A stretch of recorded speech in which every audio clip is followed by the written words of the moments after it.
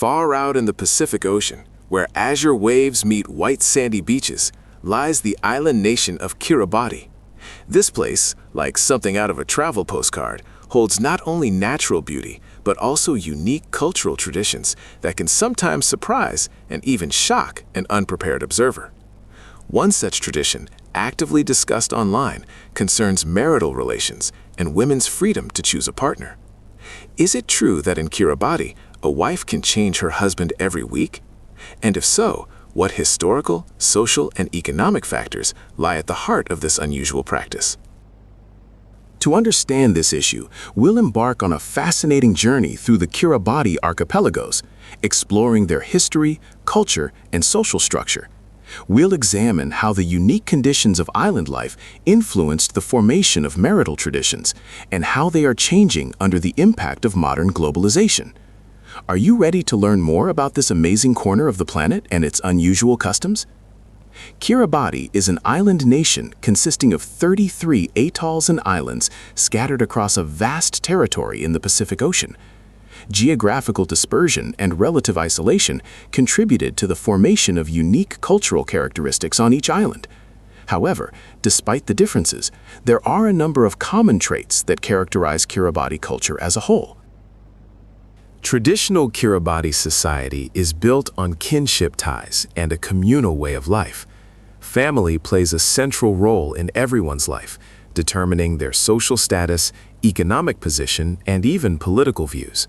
Marital relations are seen not only as a union of two people, but also as a joining of two families, strengthening social bonds and contributing to the community's survival. In the past, like in many other cultures around the world, marriages in Kiribati were often arranged between families. However, unlike some patriarchal societies, women in Kiribati enjoyed greater freedom in choosing a partner and had the right to divorce. This is because women played an important role in the economy and social life of the community, engaging in fishing, farming, and crafts. So, we've come to the most interesting question. Does a tradition truly exist in Kiribati that allows women to change husbands every week? The answer isn't as simple as it might seem at first glance. There's no documented evidence of a universally accepted and widespread practice of weekly partner changes. However, there is evidence of greater female freedom in partner choice and a more tolerant attitude towards divorce than in many other cultures. To understand where the rumors about weekly husband changes come from, we need to consider a few factors. Firstly, in Kiribati, as in many other Polynesian cultures, there was a tradition of polyandry, where a woman could have multiple husbands simultaneously. This was due to a shortage of men caused by wars, dangerous sea voyages, and other factors. Polyandry helped ensure the survival of the family and the continuation of the lineage in conditions of limited resources. Secondly, in Kiribati, there was a practice of temporary marriages, where a woman could enter into marriage for a specific period, for example, during a man's stay on the island. This could be related to trade, seafaring, or other activities requiring long journeys. After the marriage term ended, the woman was free to enter into a new union. Thirdly, in Kiribati, there was a tradition of wife exchange between friends or relatives. This could be related to strengthening social ties, sharing experiences, or simply for entertainment. However, this practice was not widespread and was not mandatory. Thus, the rumors about weekly husband changes in Kiribati are most likely an exaggeration and distortion of actual traditions. However, they reflect the fact that women in Kiribati enjoyed greater freedom in choosing a partner and had the right to divorce, which was uncharacteristic of many other cultures at that time.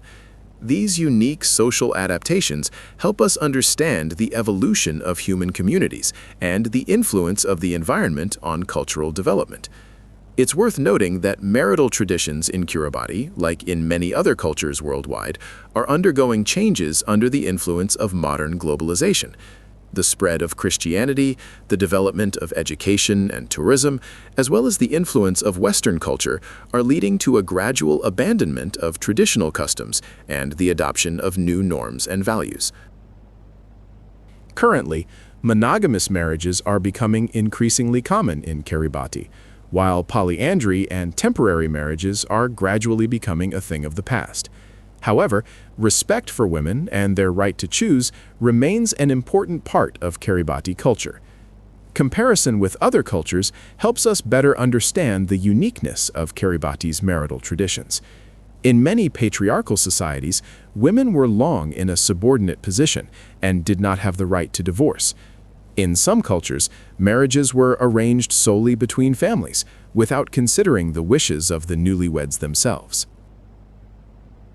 Conversely, in some matriarchal societies, women played a dominant role in the family and had the right to multiple husbands. For example, among the Mosuo people in China, women are the heads of households and have the right to freedom of partner choice. Kiribati's marital traditions represent a unique blend of patriarchal and matriarchal elements. On one hand, marriages were often arranged between families, which is characteristic of patriarchal societies. On the other hand, women enjoyed greater freedom in choosing a partner and had the right to divorce, which is more characteristic of matriarchal societies. This unique balance likely stems from women playing a significant role in the economy and social life of the Kiribati community. They were involved in fishing, farming, and crafts, ensuring the survival of their families and the community. Therefore, their opinions were considered when arranging marriages and making other important decisions. Kiribati marriage traditions offer an interesting example of cultural adaptation to the unique conditions of island life. Limited resources, geographical dispersion, and relative isolation contributed to the formation of unique social norms and values that ensured the community's survival and prosperity. Women's freedom in choosing a partner and a tolerant attitude towards divorce were likely linked to the need to maintain genetic diversity and ensure the continuation of the lineage in a situation with a limited population. Polyandry and temporary marriages allowed women to have more children with different men, which increased genetic diversity and improved the chances of offspring survival. The exchange of wives between friends or relatives might have been related to the need to strengthen social ties and exchange resources in an environment with limited territory and an unstable economy. This ritual allowed for the creation of a system of mutual aid and support, which was essential for the community's survival. Thus, Kiribati marriage traditions are not something random or bizarre. They represent the result of a long evolution and adaptation to the unique conditions of island life. Studying these traditions allows us to better understand how cultures are formed and how they change under the influence of the environment and social factors. In conclusion, it is worth noting that Kiribati marriage traditions are just one of many examples of the cultural diversity that exists in the world. Each culture has its own unique customs and traditions, which are shaped by geographical, historical, social, and economic factors. Studying these traditions allows us to broaden our horizons, better understand ourselves and others, and learn to appreciate the world's cultural diversity. Instead of judging other cultures from the perspective of our own, we should try to understand their logic and values and learn from them what might be beneficial for ourselves. Rumors about weekly husband changes in Kiribati are most likely an exaggeration and distortion of actual traditions. However, they reflect the fact that women in Kiribati enjoyed greater freedom in choosing a partner and had the right to divorce, which was uncharacteristic of many other cultures at that time. These unique social adaptations help us understand the evolution of human communities and the influence of the environment on cultural development.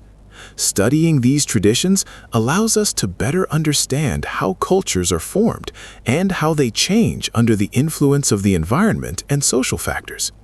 Thus, the journey into the world of Kiribati marriage traditions proved to be not only fascinating, but also educational. We learned a lot about this amazing culture and how it was shaped by the unique conditions of island life. We also understood that cultural diversity is a valuable resource that must be cherished and preserved for future generations.